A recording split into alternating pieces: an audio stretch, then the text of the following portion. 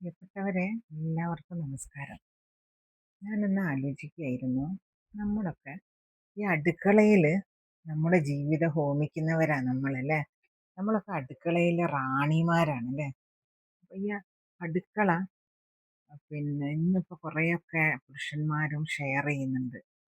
പെൺകുട്ടികളും പെൺകുട്ടികളൊക്കെ ചെറിയ ചെറിയ ന്യൂജൻ കുട്ടികളൊക്കെ ഒന്നിച്ച് താമസിക്കുന്ന സമയത്ത് അവർ ഷെയർ ചെയ്യുന്നുണ്ട്. പരസ്പരം സഹായിക്കുന്നു, ഓരോരുത്തരെ കുക്ക് ചെയ്യുന്നു, അങ്ങനെയൊക്കെ ചെയ്യുന്നുണ്ട്. പക്ഷെ പണ്ട് അങ്ങനെയല്ല. നമ്മളെ തലമുറയിലുള്ളവരൊക്കെ തന്നെ എല്ലാ ജോലിയും നമ്മൾ തന്നെ അല്ലേ. രാവിലെ എണീറ്റ് കഴിഞ്ഞാൽ നമ്മൾ എഴുന്നേറ്റ ഉടനെ തന്നെ നമുക്ക് അടുക്കളയിലേക്ക് ഓടിക്കഴിഞ്ഞാൽ നമ്മൾ ചായ ഉണ്ടാക്കാൻ തുടങ്ങി. ഉദാഹരണത്തിന് ചായയൊക്കെ ഓരോരുത്തർ ഓരോ സമയത്താണ് അല്ലേ ചായ കുടിക്കുക. പലരും പല സമയത്താണ് എഴുന്നേറ്റ് വരിക. അപ്പോൾ ഒന്നിച്ച് ചായ ഉണ്ടാക്കാനൊന്നും പറ്റില്ല. അപ്പോൾ ഓരോരുത്തർക്ക് ചായ ഉണ്ടാക്കി കൊടുക്കലും, പിന്നെ അതേപോലെ ബ്രേക്ക്ഫാസ്റ്റ്, ലഞ്ച്, ഡിന്നർ, ഇതൊക്കെ നമ്മുടെ ചുമതലയാണ് അല്ലേ. ആരും നമ്മളെ വന്നിട്ട് അടുക്കളയിലേക്ക് വന്നിട്ട് നമുക്കൊന്നും ഉണ്ടാക്കി തരാനൊന്നും പോകുന്നില്ല.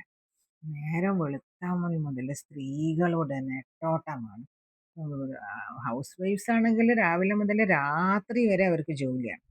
അതേസമയം ജോലി ഉള്ളവരാണെങ്കിൽ അവർ വൈകുന്നേരം വരെയുള്ള ജോലി നേരത്തെ എഴുന്നേറ്റ് ഓടി പെടഞ്ഞ് ചെയ്യൂലേ. അങ്ങനെ ഒരു നെട്ടോട്ടമാണ് അവരുടെ ജീവിതം. അങ്ങനെ 34 വർഷം ഞാൻ ഓടിയിട്ട്, അതേപോലെ വളരെ കുറച്ച് കാലം മാത്രമേ എനിക്ക് ജോലിക്ക് ആളുണ്ടായിട്ടുള്ളൂ.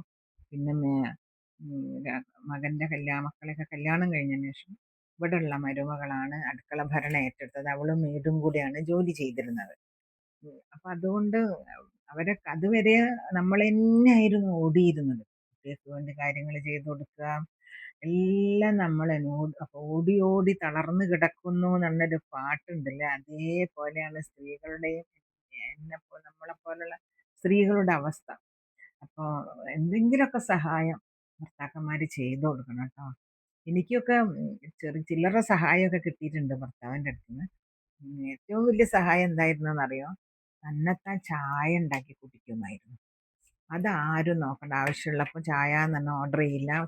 അടുക്കളയിൽ വന്ന് ചായ ഉണ്ടാക്കി അവനവൻ്റെ ചായ എടുത്ത് ചായ ഉണ്ടാക്കിയ പാത്രം കഴുകി വെച്ചിട്ട് പോകും. അതേപോലെ അവനവൻ്റെ വസ്ത്രം കഴുകി വാഷിംഗ് മെഷീനിലിട്ട് വാഷ് ചെയ്ത് ഉണക്കി ഇസ്തിരി ഇടുമായിരുന്നു. അപ്പം അതൊക്കെ വലിയ സഹായമാണ്. അതൊന്നും നമ്മൾ ചെയ്യേണ്ടി വന്നിട്ടില്ല. കുട്ടികളതായാലും ചെയ്യേണ്ടി വന്നിട്ടില്ല. അതൊക്കെ അവർ തന്നെയാണ് ചെയ്യുക.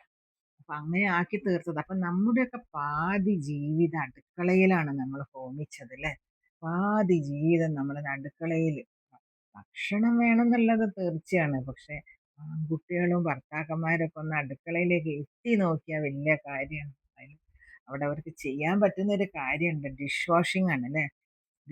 നമ്മളൊക്കെ ജീവിതകാലം മുഴുവൻ ഡിഷ് വാഷറാണ് അല്ലേ.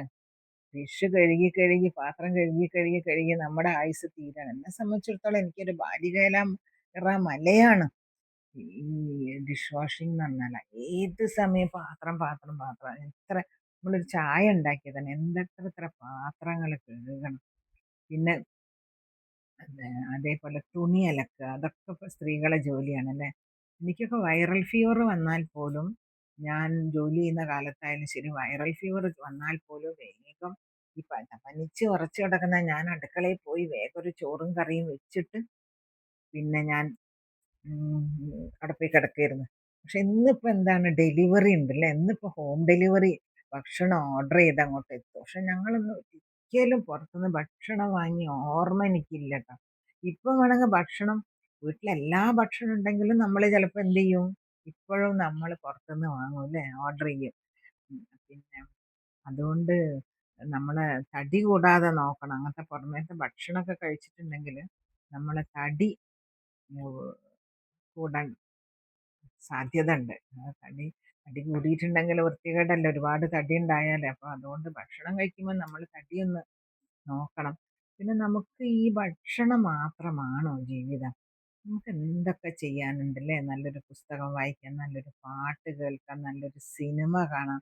ഓരോ സ്ത്രീകൾ ഇപ്പോൾ സീരിയൽ കാണുന്നുണ്ട്. അവർക്ക് ഇഷ്ടമുള്ള സീരിയൽ കാണാം. ഈ സീരിയൽ കാണുന്നതൊരു മോശമൊന്നുമല്ല കേട്ടോ. അവരുടെ മാനസിക ഉല്ലാസത്തിനുള്ളതാണ്. അവർ അടുത്ത ആഴ്ച എന്തായി എന്തായി നാളെന്താ കഥ എന്ന് ആലോചിച്ചിരിക്കുന്നവരുണ്ട്. ഞാനും ചില സീരിയലൊക്കെ ചിലപ്പോൾ കാണാറുണ്ട് കേട്ടോ. ശരിക്കും ഈ ലോകം എത്ര വിശാലമാണ് അല്ലേ. നമുക്ക് പാടുന്നവര്, നൃത്തം ചെയ്യുന്നവര്, എഴുതുന്നവര്, അങ്ങനെ എന്തെല്ലാം കാര്യങ്ങള് ചെയ്യുന്നവരുണ്ട് നമുക്ക് ചുറ്റും. അപ്പൊ എന്ത് ചെയ്യണം? നമ്മള് വീട്ടിലുള്ള എല്ലാവരും ജോലി ചെയ്യണം അല്ലെ?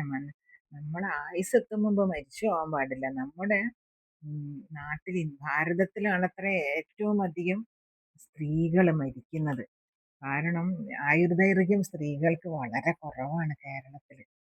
പിന്നെ കാരണം എന്താണ്? അവരിതേപോലെ ജോലി നോർത്ത് ഇന്ത്യയിലൊന്നും ഇതേപോലത്തെ ജോലിയൊന്നും ഇല്ലട്ടോ. നമ്മളെ മാതിരിയൊന്നുമല്ല. അവരൊരാട്ടി സബ്ജി ഉണ്ടാക്കി ഭക്ഷണം കഴിക്കാൻ വരുന്ന നേരത്ത് അതങ്ങോട്ട് പരത്തി ഉണ്ടാക്കി കൊണ്ടു കൊടുക്കും. നമ്മളെ മാതിരി പലതരത്തിലുള്ള കറികള്, വിഭവങ്ങൾ ഇതൊന്നും അവർക്കില്ല.